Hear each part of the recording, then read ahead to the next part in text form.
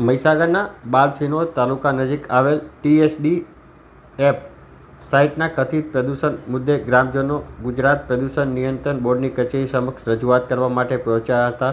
ગ્રામજનો પ્રદૂષિત પાણીની બોટલો સાથે GPCB કચેરી ખાતે પહોંચી પાણી પ્રદૂષણ અંગે વિરોધ નોંધાવ્યો હતો।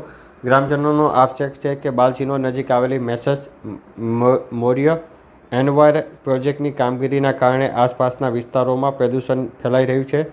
જમિયતપુરા સહિતના આસપાસના 29 ગામના ભૂગર્ભજન્ય અને ખેતીની જમીનને પર તેની ગંભીર અસર થઈ રહી છે તેવો ગ્રામજનોએ દાવો કર્યો છે। રજૂઆતમાં જણાવ્યું છે કે ઝેરી કેમિકલયુક્ત પાણીના કારણે પીવાના પાણીના સ્ત્રોત પ્રદૂષિત બન્યા છે અને ખેતી પર વિપરીત અસર પડી રહી છે। ગ્રામજનોનો આક્ષેપ કર્યો છે કે પ્રદૂષિત પાણીના કારણે માનવના સ્વાસ્થ્ય તેમજ પશુઓના આરોગ્ય ઉપર જોખમ ઊભું થયું છે અને કેટલીક ખેતીની જમીનો પણ બંજર બની ગઈ છે। આ મામલે 13 જુલાઈના બપોરે 12 વાગે તેઓ રજૂઆત માટે પહોંચ્યા હતા।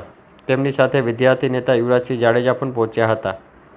રાબી છત્રસિંહ, જમિયતપુરા સ્થાનિક રહેવાસી। પ્રદૂષિત પાણી અમારા જમિયતપુરા વિસ્તારમાં મેસર્સ મૌર્ય એન્વાયરો પ્રા લિમિટેડ નામની કંપની આવેલી છે। એ કંપનીના કારણે 2016 થી આજ દિન સુધી સતત વિરોધ પ્રદર્શનો થયા છે। શરૂઆતમાં લોક સુનાવણીમાં પણ વિરોધો કરવામાં આવ્યા હતા। 50 ગામોના લોકોએ વિરોધ કર્યા હતા, છતાં આ કંપનીને પરમિશનો આલી ચાલુ કરવામાં આવી છે। આ કંપની ચાલુ થયા બાદ છેલ્લા 3 વર્ષથી આજુબાજુના 10 થી 15 કિલોમીટરના વિસ્તારમાં કુવા, તળાવો અને બોરના પાણી લાલ થયા છે। એ લાલ પાણીના કારણે ખેતીના ઉત્પાદનમાં બિલકુલ ઘટાડો આવી ગયો છે। પશુપાલન પણ આ પાણી પીવા પર નિર્ભર હોવાથી તેનું દૂધ અને તેની શારીરિક ક્ષમતા ગુમાવી ચૂકી છે। ઘણી જગ્યાએ વિસ્તારોમાં તો રહેણાંક વિસ્તારમાં કુવા પર નિર્ભર પીવાના પાણીની સુવિધા હોવાથી ત્યાંના લોકો આ પાણી પીવા પર મજબૂર બન્યા છે અને આવું નાહવા અને પીવા વાપરવાને કારણે અહીંયા સ્થાનિક આવ્યા છે। એમાં ઘણા બધા અને ચામડીના અને શ્વાસના બીમાર લોકો પણ આવ્યા છે, જેના કારણે જ થયા છે।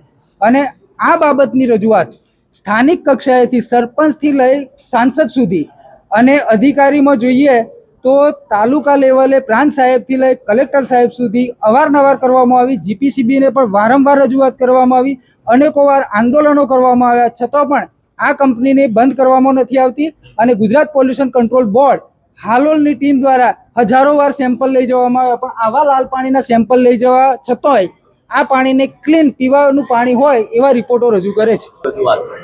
ખાસ કરીને બાલાસિનોરના જમિયતપુરા ખાતે જે ડમ્પિંગ સાઇટ આવેલી છે TSDF સાઇટ, એ TSDF સાઇટ મોસેસ મૌર્ય કંપની દ્વારા એ ચાલુ છે અત્યારે।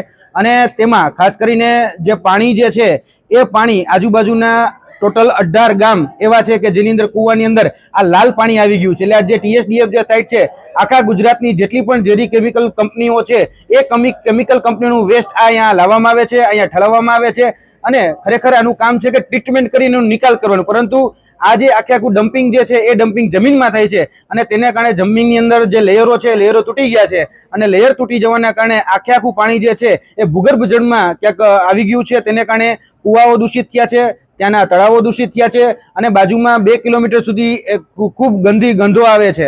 એટલે એર પોલ્યુશન પણ ક્યાંક ને ક્યાંક આને થયું છે।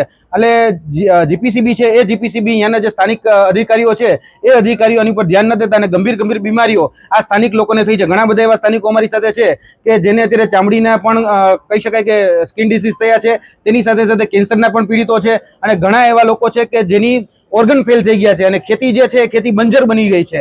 અને આના નિરાકરણ માટે આજે GPCBમાં રજૂઆત કરવા માટે આવ્યા છીએ અને મેડમે અત્યારે અમને સાંભળવાની વાત કરી છે। જોઈએ છે કે આનું સાંભળીને નિરાકરણ લાવે છે કે કેમ, કે પછી દરેક વખતની જેમ પૂર્ણિમા ગોળ ભંગાઈ જાય છે। કારણ કે દરેક વખતે જોઈએ તો આ GPCB બોર્ડ છે એ ગાંધારી પોલ્યુશન કંટ્રોલ બોર્ડ થઈ ગયું એવું લાગે છે, કારણ કે ગાંધારીની જેમ આખે પટ્ટી બાંધી અને બધા જ પ્રકારના દૂષણો છે એ જોયા કરે છે।